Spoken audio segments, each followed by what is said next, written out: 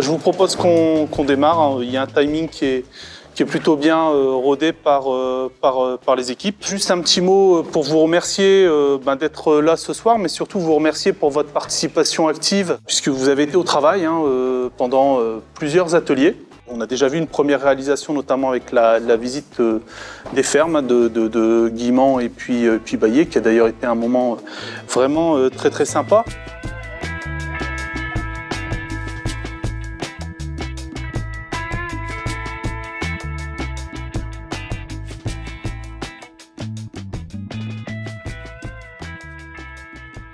L'idée, c'est de restituer justement tous vos échanges et de voir où on en est, tout ce qui a été du coup posé un peu sur la table, et puis surtout de voir maintenant comment on peut en faire quelque chose, comment on peut aller plus loin sur ces questions alimentaires et de transition alimentaire. Donc pour vous rappeler un petit peu à la genèse, pourquoi on a mis en place ce dialogue territorial, je rappelle qu'initialement c'était un problème. D'ailleurs, souvent le maire dit une pétition, c'est une opportunité pour aller au-devant des personnes. On est parti de cette volonté, notamment d'une grande pétition qui s'appelait « Nous voulons des coquelicots ». C'est plus qu'urgent de s'interroger sur les questions agriculture, alimentation, et puis de travailler ensemble, essayer de se rapprocher entre les différents types de production. Et on sait que l'agriculture, c'est à la fois une partie du problème, mais ça peut être une partie de la solution aussi. Le dialogue territorial, j'allais dire, moi ça me paraît intéressant de pouvoir continuer à justement continuer à faire des rencontres. Il y a des visites qui sont prévenues dans les champs, peut-être qu'on peut le faire régulièrement pour les nouveaux arrivants à l'os, pour qu'ils comprennent aussi nos difficultés, parce que nous quand on salit la route, il y a des moments la mairie se fait engueuler ou nous on se fait engueuler parce que voilà, on a sali la route. Je pense que quelqu'un qui aura pu discuter avec un agriculteur sera moins à même de râler derrière parce qu'il y a eu tel ou tel souci, parce qu'il va comprendre, il va dire ah bah oui c'est la période, bon ok je peux tolérer quelque chose. Les agriculteurs pourront aussi peut-être mieux comprendre les attentes des utilisateurs, des riverains, et puis faire peut-être un peu plus d'efforts, parce que on fait plus d'efforts pour les personnes qu'on connaît, qu'on apprécie, que pour ceux qui vous râlent après, quoi. Je pense quand même beaucoup aussi aux agriculteurs, parce qu'ils sont, si vous voulez, les agriculteurs sont victimes. En fait, ils ont reçu une éducation. Alors, il fallait produire. Il faut les aider à changer, peut-être. Donc, s'il n'y a pas de demande, il n'y aura pas de changement. Les pétitionnaires demandaient à ce qu'un agriculteur conventionnel de Loos-en-Gohelle cesse d'utiliser des pesticides aux abords des écoles. Et suite à ça, c'est Julien Perdrija, ancien directeur de cabinet, qui s'est saisi de cette question et a voulu, du coup, y apporter une solution nouvelle permettant d'ouvrir le dialogue. On est dans une situation où le débat fait rage entre deux modèles agricoles. Un modèle agricole gouverné par la politique agricole commune fait que les agriculteurs sont des prestataires de services pour de grandes politiques planificatrices qui leur donnent finalement peu de marge de manœuvre sur la façon de penser la production et leur travail. Et puis il y a un autre modèle agricole qui est plutôt basé sur la qualité des sols, la qualité de ce qu'on produit, la qualité du travail, et qui cherche du coup à se développer, mais n'est pas nécessairement favorisé, même s'il y a une grande tendance en termes de consommation pour appuyer ce modèle-là. Le dialogue territorial cherche à créer de l'interconnaissance entre différents groupes d'intérêts sur un sujet donné, et le but étant pas de convaincre, de dominer ou d'écraser à la force des arguments ou des disputes les autres, mais juste de au moins comprendre quels sont les intérêts, les contraintes qui motivent le comportement des autres groupes d'intérêts. La question alimentaire et la question agricole, ça fait des années qu'on s'en occupe à Loos, parce que d'abord bien qu'on soit un territoire de mines, on a une présence agricole très, très forte. Et c'est vrai que dans la politique de Loos-en-Gohelle sur la transition, la question alimentaire elle est centrale, la question agricole elle est centrale, mais elle est difficile à attraper parce qu'elle est dans les mains de beaucoup d'acteurs. Je suis directeur des Anges Gardins et responsable de 2 écopoles qui sont des écosystèmes alimentaires territoriaux. Pour moi, le dialogue territorial, c'est aussi un moyen de manifester de l'intérêt et donc d'entrer dans l'intimité de ce qu'on appelle le cœur de ce qu'on appelle la coopération. La coopération, si je n'ai pas le souci de l'autre, je ne coopère pas. Et ça ne crée pas de consistance résiliente, de résilience d'un territoire et de ses acteurs pour arriver à être maître en fait, de sujets aussi importants.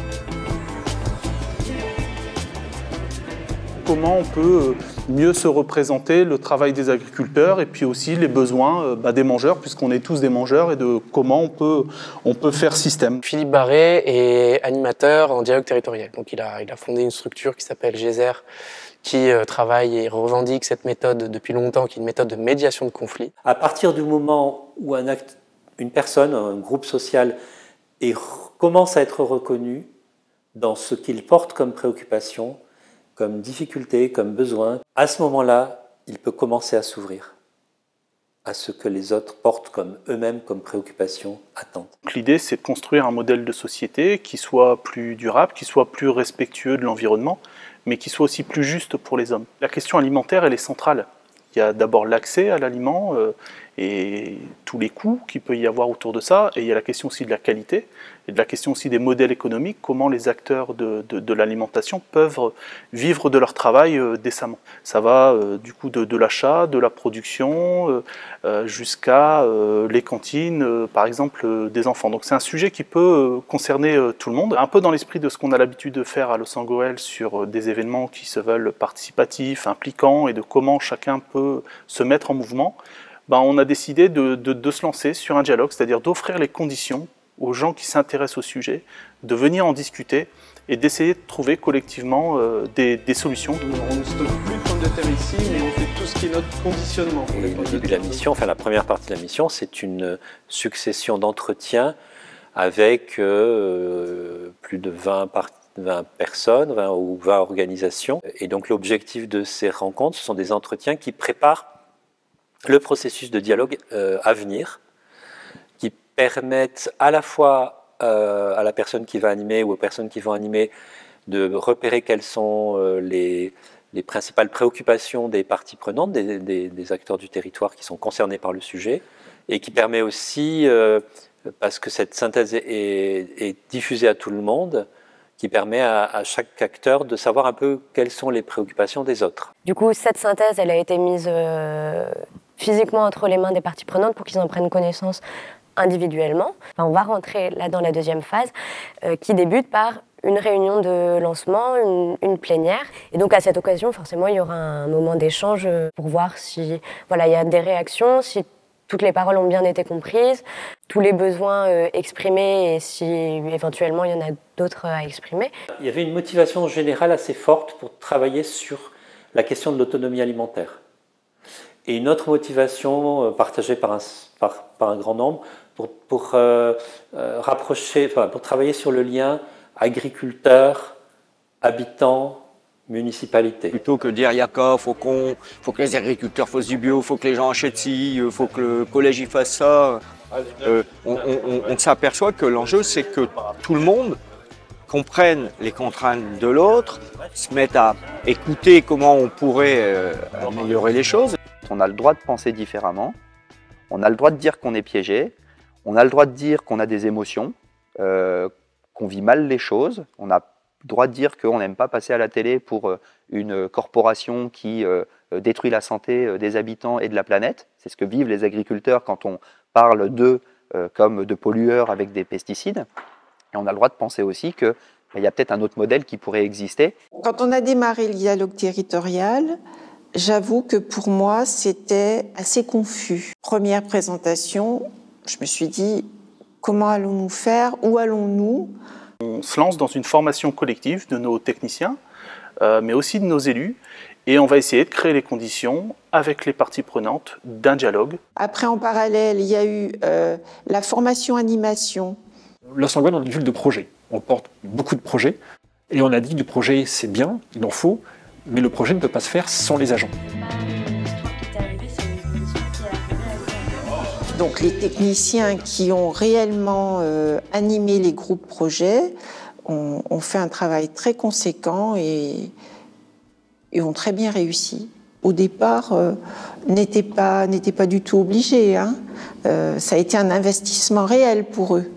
Ça, finalement, ça sortait même parfois de leur charge de travail au sein de la commune, quoi. Mais de manière le plus intégrative possible, c'est-à-dire dès le départ se dire voilà, l'objectif c'est bien de préserver l'environnement, mais c'est aussi en même temps de préserver ou de maintenir l'activité économique. Tu avais commencé à reformuler, sauf que derrière, tu as parlé direct de problèmes et de conflits. Ouais, sur la manière de le reçu d'un morceau de tarte. Ça vous va Christine, tu as fini toi? Oui. Bon, on va rejoindre le groupe alors parce qu'il y a Animer, ça s'improvise pas, ça s'apprend. Donc Philippe Barret a commencé une formation.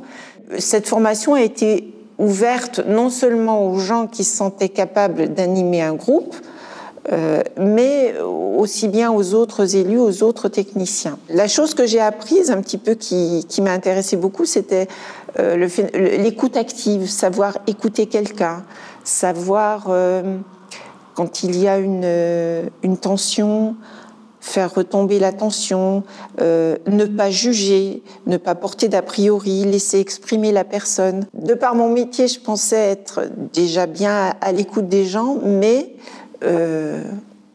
j'avais à apprendre plus et ça m'a, ça m'a peut-être donné un peu d'assurance aussi. Évidemment, on sait la participation, comment ça compte à Loos-en-Gohelle, on sait que les habitants, comment ça compte à Loos-en-Gohelle. On n'est pas dans une tour d'ivoire ici, en train de faire de la politique au nom de tout le monde et pour tout le monde. Hein. On essaye de la faire avec tout le monde. Et du coup, cette formation qui nous a été présentée au conseil municipal et dans les commissions, et j'ai trouvé qu'elle était la bienvenue.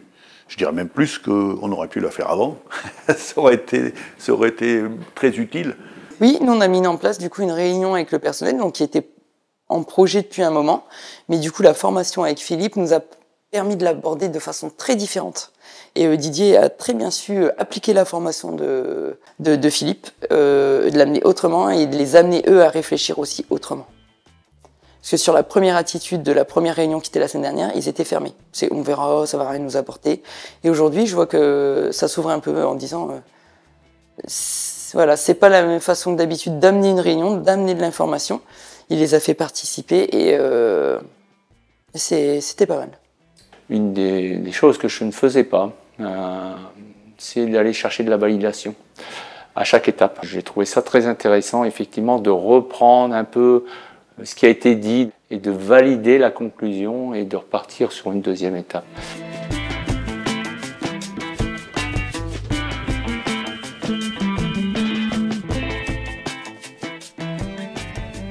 Pour moi, le dialogue territorial, dans un premier temps, c'est mettre les gens autour de la table. Là, les deux mondes se rejoignent, se côtoient. Les agriculteurs ne sont pas non plus dans leur bunker. Et en plus, il y a quand même des liens d'amitié entre les uns et les autres. Il reste néanmoins que c'est une activité qui va générer peut-être un certain nombre de crispations. D'un côté, les agriculteurs qui disent nous, la plaine agricole, c'est notre lieu de travail. C'est là où on exploite, où on gagne notre vie, où on produit en plus pour que vous puissiez manger. Puis de l'autre côté, les urbains qui vont dire non mais vous êtes bien gentils, mais quand vous allez faire un traitement ou que vous allez étendre des pesticides, ça vous gênerait pas de ne pas le faire le long de nos clôtures ou à proximité des écoles où sont nos enfants. C'est quand même une confrontation d'intérêts. Un des éléments qui était apparu aussi dans la première réunion, c'est que il y a des nouveaux habitants qui viennent plutôt du milieu urbain, qui arrivent sur la commune et qui, du coup, n'ont pas forcément conscience que voilà, c'est une commune agricole. L'idée générale, c'est vraiment d'aider la commune à construire un projet, une vision pour la transition agricole et alimentaire. Donc c'était quand même très large, même si effectivement il y avait des préoccupations particulières, notamment celle des pesticides. Prendre conscience de la situation actuelle de chaque acteur, c'est-à-dire ses envies, ses besoins, ses difficultés, le changement aussi qu'il a déjà effectué, parce que je pense qu'on a aussi des images qui ne sont pas toujours fondées, et du coup on a un peu l'impression que certaines professions stagnent un peu. Et c'est souvent ce qui ressort, hein. Là, si on regarde un peu les débats sur l'agriculture, en gros, on reproche plein de trucs aux agriculteurs, dont le fait qu'ils utilisent encore des trucs des années 50. Personnellement, ça me fait très plaisir d'ouvrir mes portes et de faire voir ce qu'on fait ici. Qu'on n'est pas des méchants, qu'on n'est pas des pollueurs comme on peut l'entendre. Aujourd'hui, moi, je ne suis pas en bio, pourtant, j'ai une exploitation hyper raisonnée en termes de fertilisation et tout. J'ai pas eu le temps de le faire voir, mais on travaille avec de la cartographie, on travaille avec du drone, du satellite. On sait mettre à tel endroit telle dose et 1 mètre plus loin une autre dose parce qu'il y a le besoin de la plante à cet endroit-là. Ouvrir les yeux des gens sur l'exploitation, comme quoi c'est plus ce qu'ils peuvent imaginer avec un vieux tracteur avec qui fume et tout ça. C'était intéressant un petit peu, enfin, aux quelques réunions que j'ai pu assister, de confronter un petit peu justement les différents points de vue et puis de se rendre compte que y a plein d'ignorance des deux côtés en fait. Même déjà moi de mon temps où j'étais élu, je me rendais compte que y a plein de choses que les gens ne connaissent pas quoi. Concrètement, quand on sort d'un champ, on peut mettre de la terre sur la route. Alors après, il y a terre et terre quoi. Mais forcément, on en met un petit peu, on sort à chaque fois. C'est pas de notre faute s'il y a plus juste avant, on en programme des travaux et bon, on fait avec quoi. Il y a un tas de gens qui supportent plus maintenant et en plus c'est ceux qui habitent forcément tout près des champs et c'est ceux qui sont arrivés il y a pas longtemps, ils connaissent pas, enfin bon. On sent, je comprends la gêne, hein, mais d'un autre côté, il faut comprendre aussi notre métier et puis on fait pas comme on veut non plus quoi. On voit bien au travers des différentes crises qu'on a vécues depuis 2 ans. Après, quand on parle d'autonomie alimentaire, pour moi, elle doit à la fois se faire au niveau local. Il est aussi important d'avoir une autonomie alimentaire, je veux dire, au niveau de la France, parce que malgré tout, les grandes villes, avec l'urbanisation croissante, il faudra quand même toujours alimenter les habitants qui y vivent, quoi. Donc, et ça passe également par les agriculteurs. De rencontrer même les agriculteurs. Mon projet aussi, ça serait lui-même de les faire venir ici, quoi. Faire un petit marché. Petit marché au sein de la résidence, parce que les résidences, c'est compliqué même pour eux de se déplacer. Et pourquoi pas, après je dis pas 1 fois par semaine, mais 1 fois tous les 15 jours, il vient, il prend 1 heure ou 2 heures. Après, moi, j'ai même pensé à la semaine du goût. Je trouve que ça serait pas mal de faire quelque chose ici à la résidence, en lien avec les résidents et le collège, pourquoi pas. Je pense que c'est sympa, pour les personnes âgées, de se dire, on mange du poireau de quelqu'un qui habite Los-Angoël. Et si en plus c'est des personnes qui ont habité longtemps à Los-Angoël, ont sûrement connu mon grand-père, mon père, mon arrière-grand-père, ont sûrement connu quelqu'un de là. Et pour eux, je pense que c'est réconfortant et c'est sympa de se dire, on mange du poireau de la ferme Baillet. Je me souviens, je connaissais Charles ou je connais Thierry. Voilà, donc pour moi c'est beau de travailler avec sa mairie, ce que la mairie propose, la commune propose, c'est intéressant pour nous, c'est revalorisant. Je produis sur Los-Angoël, c'est vendu et c'est consommé à Los-Angoël, la boucle est bouclée, quoi. C'est ce qu'on veut faire avec notre point de vente, on produit pour vendre ici, aux gens du secteur. On n'est pas pour le produire ici, pour vendre à Marseille, pour moi ça n'a pas de sens. Il faut rester une production locale. Ça serait vraiment très valorisant de cuisiner du local, de cuisiner des produits de Los-Angoël en étant cuisinière, parce que je trouve que moi c'est une fierté aussi de travailler ici. Il nous a semblé important de pouvoir participer, de pouvoir découvrir le quotidien des agriculteurs. On est très attachés nous à cette approche, au manger local, et le fait qu'ils nous ouvrent les portes de leur exploitation, ça nous permet de comprendre leur métier, leur fonctionnement, mais également leurs contraintes. On s'est rendu compte que certains Lossois ou même d'autres personnes ne connaissaient pas l'agriculture locale. On nous a souvent dit qu'est-ce qu'on cultive à Los, qui fait quoi, qui cultive quoi. Donc pour nous c'était important aussi de faire ces matinées, on va dire, portes ouvertes, quoi. On habite entre les 2 distributeurs de légumes qu'on peut trouver sur Los. Dès qu'on sort dans la rue, il est facile d'aller acheter les légumes. Ce qui est intéressant à faire et voir justement les évolutions de la communication qu'on peut avoir, nous agriculteurs, vis-à-vis du grand public, comprendre mieux les attentes, comprendre mieux les craintes. Mais quand on discute un petit peu, on se rend compte que le dialogue fait que les gens comprennent, quoi. S'ils prennent le temps de nous écouter, si nous on prend le temps de l'expliquer, on comprend mieux notre façon de faire et nous on comprend mieux aussi l'attente sociétale, tout en limitant parfois les disconnexions en disant attendez, si vous demandez ça, il va y avoir ça comme conséquence. Si vous demandez plus de produits bio, ça va être un peu plus cher. Êtes-vous prêt aussi à le prendre en compte? Peut-être qu'il y aura aussi un peu plus de petites bébêtes à l'intérieur parce qu'on n'aura pas traité, ou il y aura moins de rendement, ou les carottes seront pas de la même forme. Donc voilà, ça il faut savoir le prendre en compte. On fait partie d'une CUMA avec une autre coopérative que la nôtre. qui est Bioterritoire, qui conditionne nos carottes, qui les lave, qui les trie et qui les met pour être commercialisées en fait. C'est un investissement aussi, donc il faut être capable de pouvoir conditionner ces carottes-là. Et donc c'est un investissement qui s'accolerait au bâtiment de stockage. Pour pouvoir vendre un produit, il faut déjà le conserver, donc c'est la phase stockage, et ensuite pouvoir le transformer. Alors pas forcément une grosse transformation, hein, mais simplement un conditionnement, un lavage. Voilà, il faut de la terre pour que ça conserve, mais il ne faut pas de la terre dans le panier de la ménagère. Donc. Je suis chargée de mission au sein de l'association des Anges Gardins. Donc nous, on est association et chantier d'insertion. Et donc mon rôle à moi, c'est de développer un écopole alimentaire à Los Angeles. Donc on a des terrains qui nous servent tout simplement à cultiver. Donc là, pour l'instant, on fait beaucoup de fruitiers. Et le fruitier, c'est long, ça met des années à pousser. Et pour ce qui est du bâti, donc là, sur le mois de décembre, on a récupéré un lieu de stockage, tout simplement. Donc là, petit à petit, on récupère des légumes chez les producteurs, des légumes qu'on met ensuite dans des paniers, dans une salle qui est dédiée à ça. On a à gauche la salle des paniers et à droite nos chambres froides. Du coup, les légumes, ils arrivent là-bas, on les stocke un petit peu. On les pèse, tout ça, et on les met en panier. Et après, le camion part directement avec les paniers qu'on va distribuer. C'est grand, hein. Bon, là, celle-là, de toute façon, elle ne fonctionne pas parce qu'elle est encore vide. Waouh! Tu fais glisser tes palettes directement, vu que la porte, elle est grande, hop, tu poses. Et ensuite, on part avec nos équipes donc, de personnes en contrat d'insertion, faire la livraison dans nos différents points relais qui sont dans le bassin minier principalement.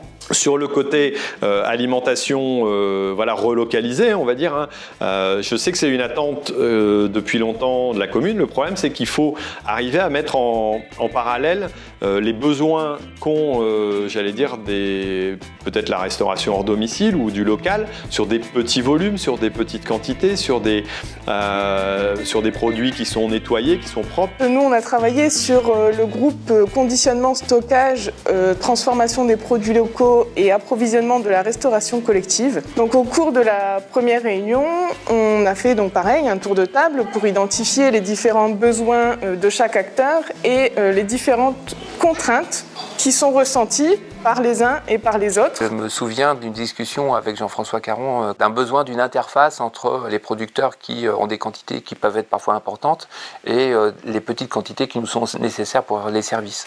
Donc nos carottes qui ne viennent pas de Los Angeles, mais j'espère prochainement qu'ils viendront de Los Angeles.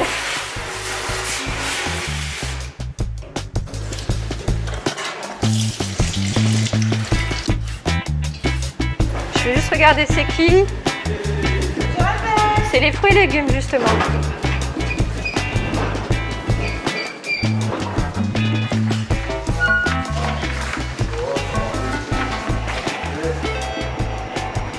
Donc en fait on a vraiment ça en stockage au niveau des pommes de terre. C'est comment on stocke et on conditionne les productions, comment on arrive à les livrer et acheminer les produits, parce qu'en fait on est capable de faire partir des productions de Los Angeles pour les envoyer un peu partout dans la France.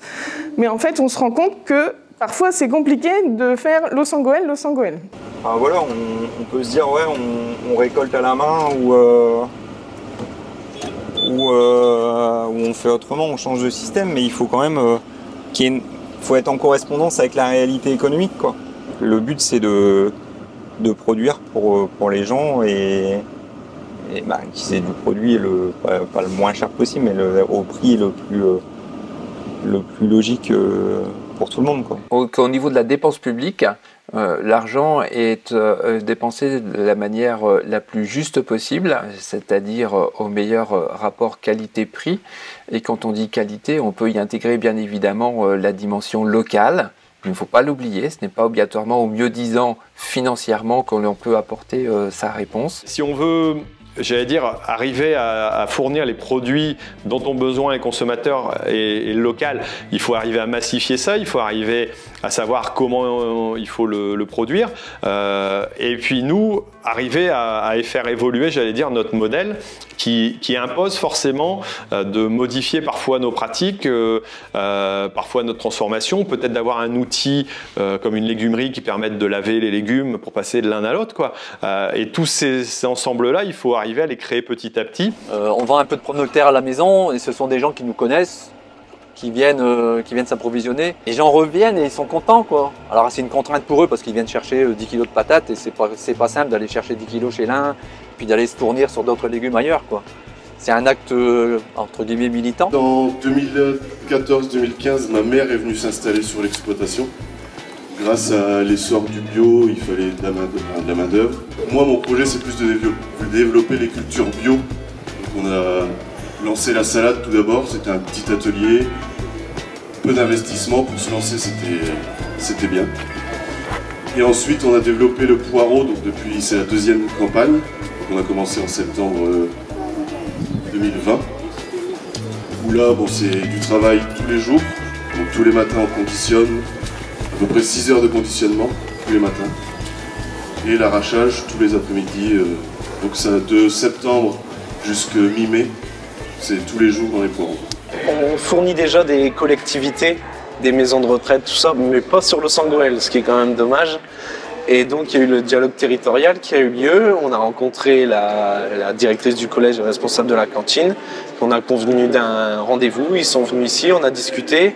Et on est tombé d'accord, on va faire un essai de livraison de produits dès la semaine prochaine. Que nous, on ne produit pas tout. Et eux, ils ne peuvent pas m'appeler moi pour des pommes de terre, appeler un tel pour des poireaux, appeler un tel pour des carottes. C'est ingérable pour une personne, un responsable de cantine qui a déjà beaucoup à faire.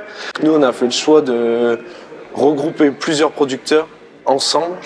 Donc le collège me passe commande et moi, je sais fournir une gamme complète de produits. Quand on aura des produits de l'os en goële, de pouvoir se dire, de l'afficher, de pouvoir faire comprendre aux élèves que ça vient d'il y a quelques kilomètres. Et ça, c'est extrêmement important parce que justement, ça va être alors d'abord un caractère informatif, certes, mais aussi de pouvoir parier sur la tâche d'huile. Autrement dit, les élèves vont parler en famille. Ça va permettre aussi de pouvoir à ce moment-là, j'allais dire, participer à l'éducation du futur citoyen qu'ils seront après, pour pouvoir se dire, il existe des circuits courts, et à Los Angeles, on a de la chance d'avoir quand même un bon nombre d'offres à notre disposition, pour pouvoir justement éduquer ces futurs citoyens. C'est une nouvelle expérience. Moi, je pense vraiment qu'il y a eu différentes étapes. Et là, je pense qu'on passe encore un cap avec le dialogue territorial, puisque concrètement, on a aujourd'hui des actions qui sont parties. Il y a des choses qui se font. La visite à la ferme, le lien s'est fait.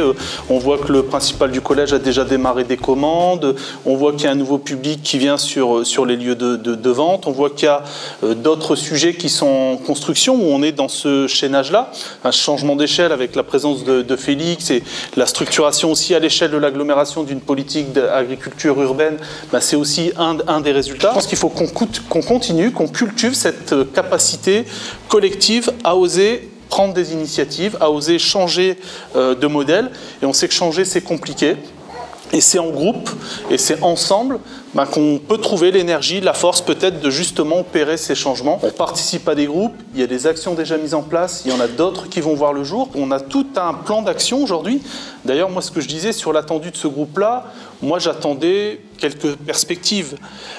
J'ai l'impression qu'on a une feuille de route pour les 15 ans à venir. L'idée, c'est d'aller un peu plus loin, et notamment ce que tu disais, Dominique, et moi, aujourd'hui, ça fait encore plus écho. La question de la sécurité alimentaire, la question de l'autonomie alimentaire, la question du sens dans notre assiette, c'est une ambition qu'on doit garder et on doit aller encore plus loin que toutes ces actions qui vont bien sûr contribuer à cet aspect-là. Donc l'idée, c'est de se dire qu'on va avoir deux groupes qui ont réfléchi, qui ont maintenant des actions qui peuvent les opérationnaliser, et ça, on vous propose de les continuer. Et puis enfin, on va vous inviter à participer à un groupe qui prendra un peu de hauteur par rapport à ça pour, vérifier un peu le chemin parcouru et de suivre les projets et les actions. Si on veut répondre à l'enjeu des dérèglements climatiques, si on veut répondre à l'enjeu d'un développement sérieusement durable, on ne va pas le faire qu'à l'échelle de l'os et on le sait. Mais il faut aussi faire sa part et l'os, à plein d'endroits, le démontre depuis un certain nombre d'années. C'est pour ça aussi que Moïse est là. Pourquoi Moïse est là aussi?